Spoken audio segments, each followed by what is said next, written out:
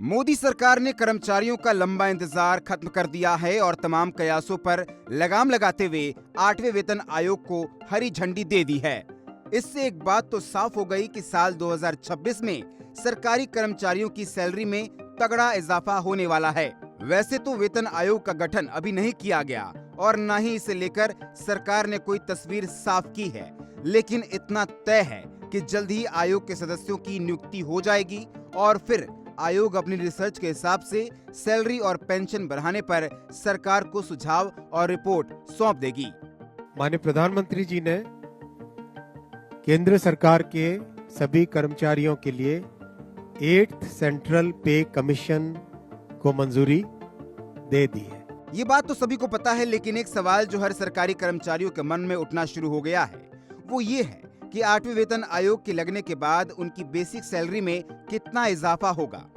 इस बारे में अभी स्पष्ट रूप से कुछ नहीं कहा जा सकता, लेकिन तमाम मीडिया रिपोर्ट्स और 7वें वेतन आयोग के लागू होने के बाद बेसिक सैलरी में हुए इजाफे को देखते हुए कहा जा सकता है कि 8वें वेतन आयोग लगने के बाद चपरासी से लेकर IAS अधिकारी तक में बड़ा इजाफा होने वाला है। 8th सेंट्रल पे कमीशन आप सब जानते हैं 1947 से अब तक 7 पे कमीशन हुए हैं और प्रधानमंत्री जी ने एक रेगुलर रिदम के साथ पे कमीशन बनाने का जो एक संकल्प लिया है, उसके हिसाब से 2016 में लास्ट पे कमीशन 7th पे कमीशन स्टार्ट हुआ था, तो 2026 में इसका टर्म कंप्लीट होता है।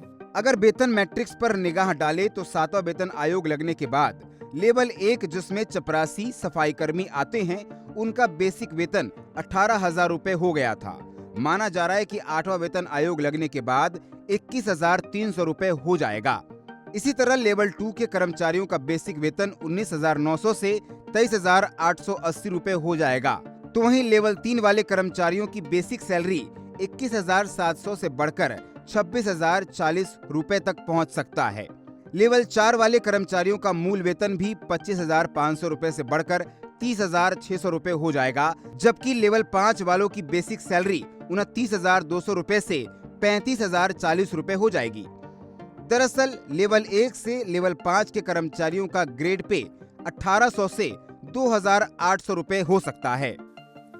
उससे वेल बिफोर 2025 में 8th पे कमीशन स्टैब्लिश करने से sufficient टाइम मिलेगा so that the recommendations can be received well before the completion of the period of 7th पे कमीशन।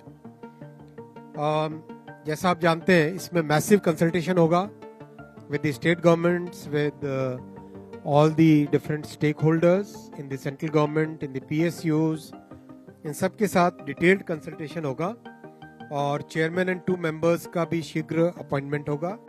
वेतन मैट्रिक के हिसाब से वेतन 6 से 9 तक के कर्मचारियों का ग्रेड पे 4,200 से 5,400 रुपए होता है। इसमें प्राथमिक और माध्यमिक विद्यालयों के टीचर, ग्रामीण विकास अधिकारी जैसे कर्मचारी आते हैं। इसमें लेवल 6 के कर्मचारियों की बेसिक सैलरी 35,400 रुपए से 42,480 रुपए होने का अनुमान है। तो वहीं लेवल 7 वाले कर्मचारियों का 44,900 रुपए से बढ़कर 53,880 रुपए होना तय माना जा रहा है। इसी तरह लेवल 8 वाले कर्मचारियों की बेसिक सैलरी 47,600 रुपए से बढ़कर 57,120 रुपए हो जाएगी। तो वहीं लेवल 9 के कर्मचारियों को 53,100 रुपए से 63,720 रुपए तक बढ़ने का फायदा मिलेगा। ध्यान रहे कि यहाँ सिर्फ बेसिक सैलरी में होने वाली बढ़ोतरी के बारे में बताया गया है। कर्मचारियों को मिलने कुल सैलरी के बेसिक के अलावा महंगाई भत्ता और तमाम तरह के अन्य अलाउंस भी जुड़े होते हैं। ये सब मिलाकर ही कर्मचारियों की सैलरी तय की जाती है। इसका मतलब हुआ कि कर्मचारियों के हाथ में आने वाली सैलरी उसकी बेसिक सैलरी से कहीं ज्यादा होती है। माननीय प्रधानमंत्री जी ने केंद्र सरकार के सभी कर्मचारियों के लिए 8th सेंट्रल पे कमीशन को मंजूरी दे दी है। 8th सेंट्रल पे कमीशन आप सब जानते हैं 1947 से अब तक 7 पे कमीशन हुए हैं और प्रधानमंत्री जी ने एक रेगुलर रिदम के साथ पे कमीशन बनाने का जो एक संकल्प लिया है, उसके हिसाब से 2016 में लास्ट पे कमीशन, 7th पे कमीशन स्टार्ट हुआ था, तो 2026 में इसका टर्म कंप्लीट होता है।